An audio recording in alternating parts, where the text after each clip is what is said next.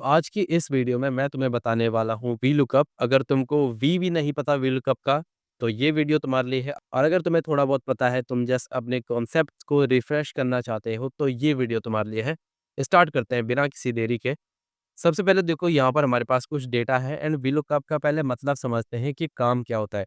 तो for example तुम्हारे पास बहुत सारा डेटा है एंड तुम्हें उसमें से फॉर एग्जाम्पल 10,000 का तुम्हारे पास डेटा है, किसी कॉलेज का डेटा है। उसमें तुमको किसी बच्चे का जिसका सीरियल नंबर 2001 है, उसका तुम्हें क्या करना है, उसका तुम्हें मार्क्स चेक करना है। तो तुम पूरे शीट में स्क्रॉल थोड़ी करते हुए बैठोगे। तो यहीं पर काम आता है वी लुकअप। हम एक चुटकी में उसके सैलरी को, उसके नेम को, सब कुछ देख सकते हैं। वैसे कॉलेज में सैलरी नहीं होती, बट मैं जस्ट कह रहा था। अब देखो यहाँ पर हमारे पास, ठीक है, स्टार्ट करते हैं। सबसे पहले देखो फॉर्मूला हम देखते हैं। हम लिखते हैं equal to V lookup, tab करते हैं। लुकअप वैल्यू फॉर एग्जांपल हमारी है, हमको एम्प्लॉय आईडी जिसका 104 है, हमें उसकी सैलरी देखनी है। तो हम इसको सिलेक्ट करेंगे, ये हमारी लुकअप वैल्यू है, यानी कि इस वैल्यू को हम ढूंढना चाहते हैं। कॉमा करते हैं। अब है हमारे पास टेबल एरे, तो हमारी ये होगी टेबल एरे, ठीक है। जितना भी हमारा टेबल है, हम उसको पूरे को सिलेक्ट कर लेंगे एक ही बार में। अब देखो यहाँ पर मैं एक और चीज़ तुम्हें बताता हूँ, ठीक है। पहले इसी को इतना ही रखते हैं। हम इसको देखो, अपने कीबोर्ड से F4 बटन दबाओगे तो ये जो टेबल है ना, ये फ्रीज़ हो जाएगा। इसके आगे देखो डॉलर डॉलर साइन बना हुआ आ गया। फिर से मैं दबाता हूँ देखो, तो एक पे से डॉलर हटेगा, दूसरे पे आएगा। अभी देखो ऐसा तुम्हारे पास आएगा, इस पे F4 दबाओगे, डॉलर बन गया। कॉमा करते हैं, कॉलम इंडेक्स नंबर। तो देखो जो सैलरी है वो कौन से कॉलम में है, first, second, third, fourth, fourth column में है। तो हम यहाँ पर लिखेंगे 4, कॉमा करेंगे। 0 हम यहाँ पर लिखेंगे क्योंकि हमको एग्जैक्ट मैच चाहिए। ब्रैकेट को बंद करेंगे, एंटर करते हैं, तो हमारे पास सैलरी आ गई 48,000। इसको नीचे तक ड्रैग करेंगे। देखो जो 106 वाला एम्प्लॉय है उसकी सैलरी है 37,500। जो 110 वाला है उसकी है 41,000, है ना? 110 वाला 41,000। तो इस तरह से तुम्हारा वी लुकअप फंक्शन इस्तेमाल होता है। अब अगर यहाँ पर देखो, अगर हम इसको फ्रीज़ नहीं करते, देखो क्या हुआ? मैंने यहाँ पर जो लुकअप वैल्यू थी इसको फ्रीज़ नहीं करा, तो जब मैंने इसको नीचे ड्रैग करा, ये सेकंड पे आ गया, नीचे ड्रैग करा, ये थर्ड पे आ गया। लेकिन वहीं पर क्या हुआ, अगर मैं इसको फ्रीज़ ना करता, ठीक है, ये फॉर एग्ज़ाम्पल F4 करके मैंने फ्रीज़ नहीं करा, ऐसे ही रखा, और अब अगर मैं इसको नीचे को ड्रैग करूँ ना, तो ये कुछ हमारे पास अलग ही रिज़ल्ट दे देगा। ठीक है, जैसे कि ये हुआ, तो अभी ये क्या हुआ, ये सही रिज़ल्ट दे रहा है, बट ज़रूरी नहीं है कि हर बार दे, जब जहाँ पर तुम्हारा बड़ा डेटा होता है। क्योंकि देखो ये पहले क्या हुआ, जब हमने यहाँ पर लगाया था फ़ॉर्मूला, तो ये वाला डेटा हमारा, ये वाला एरे सिलेक्ट हुआ था। जब ये वाला सिलेक्ट करते हैं, तो अब देखो ये भी एक स्टेप नीचे खिसक गया। इस पे क्लिक करता हूँ, तो ये एक और स्टेप नीचे खिसक गया, तो ये यहाँ पर गड़बड़ी आ जाती है, तो इसको ध्यान रखना। ओके, अब चलते हैं यहाँ पर। फॉर एग्ज़ाम्पल हमको सिर्फ़ एम्प्लॉयी आईडी का सैलरी ही नहीं ढूँढना, हमको उसका पूरा डिटेल्स निकालना है। उसका name, department, salary and joining year. तो ये भी हम वीलुकअप की मदद से कर सकते हैं। फॉर एग्ज़ाम्पल हम लिखेंगे वीलुकअप, लुकअप वैल्यू हमारी हो ये। अब इसको हम क्या करेंगे, देखो, ठीक है, इसको हम फिलहाल ऐसे ही रखते हैं, कॉमा करते हैं। टेबल एरे होगी हमारे पास ये, इसको हम पूरा सेलेक्ट कर लेंगे, कॉमा करते हैं। कॉलम इंडेक्स नंबर, तो पहला क्या था हमारे पास, नेम था ना यहाँ पे, तो हमको नेम चाहिए, तो हम लिखेंगे 1, 2, दूसरे कॉलम में है, ठीक है।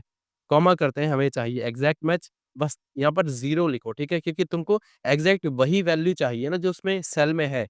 तो ठीक है, 0 लिखते हैं, ब्रैकेट बंद करते हैं, एंटर करता हूँ, तो मेरे पास आ गया प्रिया, जो कि सही है। एम्प्लॉय आईडी जो 2 है उसका नाम है प्रिया। अब अगर मैं इसको इधर को ड्रैग कर लेता हूँ, तो ठीक है, प्रिया का आया हमारे पास एचआर 42,000।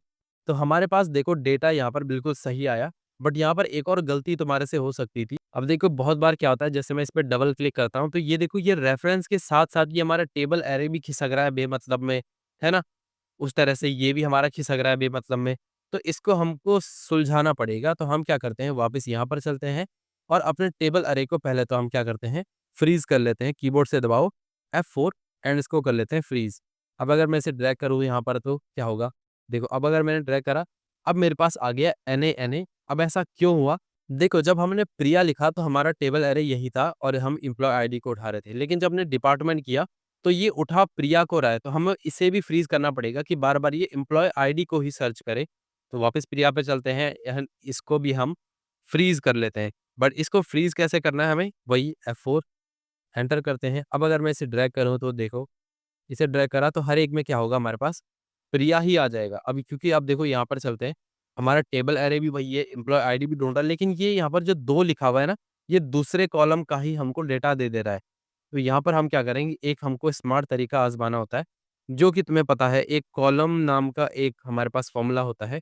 एंटर करता हूँ तो ये मुझे बता रहा है कि ये 9th कॉलम है। ये आई वाला जो है ये 9th कॉलम है। अगर मैं 9 में से 7 माइनस करता हूँ तो हमारे पास कितना आएगा 2। वहीं पर देखो, अगर ये वाला कॉलम में देखो, अगर हम यहाँ तक इसे अच्छा 1 सेकंड इसको अगर मैं यहाँ तक ड्रैग करता हूँ, तो मेरे पास आएगा। अब देखो, अगर मैं 9 में से 7 माइनस करता हूँ, 2 आएगा, यानी कि ये सेकंड कॉलम में से डेटा उठा के देगा प्रिया। उसके बाद अगर मैं 10 में से 7 माइनस करता हूँ, तो ये थर्ड कॉलम में से उठा के देगा हमारे पास एचआर। उसके बाद मैं 11 में से अगर 7 माइनस करता हूँ, तो ये हमें 4 देगा, और प्रिया में से यानी कि 12 में से अगर मैं माइनस करता हूँ 7, तो ये हमें देगा 5। तो हमको कुल मिला के 7 माइनस करना है। यहाँ पर 2 की जगह पे अगर मैं 2 की जगह पे अगर मैं कॉलम फ़ॉर्मूला लगाकर ब्रैकेट बंद करेंगे, इसमें से हम माइनस कर देंगे 7, एंटर करता हूँ, और अब अगर मैं इसे ड्रैग करता हूँ, तो हमारा देखना आंसर एकदम सही आएगा। लो भाई, आ गया हमारा आंसर। तो इस तरह से करते हैं। देखो, अब देखो, इस तरह से तुम अपने आंसर्स को कर सकते हो, जो हमने पहले करा था स्टार्टिंग में, जिससे इत्तेफ़ाक से जो आंसर हमारा है वो सही आ रहा था, क्योंकि डेटा भी उसी तरह से खिसक रहा था, ठीक है? हमने जो ड्रैग करा था, और साथ में हमारा रेफ़रेंस भी उसी तरह से खिसक रहा था। बट वो एक सही तरीका नहीं है, काफ़ी बार उससे गड़बड़ हो सकती है। फॉर एग्ज़ाम्पल, अगर मैं कोई ये डेटा अगर मैं यहाँ की जगह मैं यहाँ पर चिपका देता हूँ, तो फिर हमारी गड़बड़ हो सकती थी, क्योंकि उस एरे के अंदर ये डेटा भी इंक्लूड हो जाता। तो देखो, इस तरह की गड़बड़ से बचने के लिए हम एक सही तरीका अपनाएँगे। तो ये है एक सही तरीका, जिसमें कि देखो हमको काम जो है स्मार्टली करना होता है, ताकि बीच में हम कुछ ऐसा अपने किसी को शो कर रहे होंगे, ठीक है? जैसे तुम प्रेज़ेंटेशन दे रहे हो, तो वहाँ पर फँसना नहीं चाहिए मामला। तो इस तरह से सही तरीका अपनाओ। बाकी इस वीडियो में देखो, हमने देखा कि वीलुकअप में किस तरह से काम करते हैं। वीडियो तुम्हें कैसी लगी? कमेंट सेक्शन में ज़रूर बताना। बाकी I will meet you in the next video, till then keep practising, keep learning.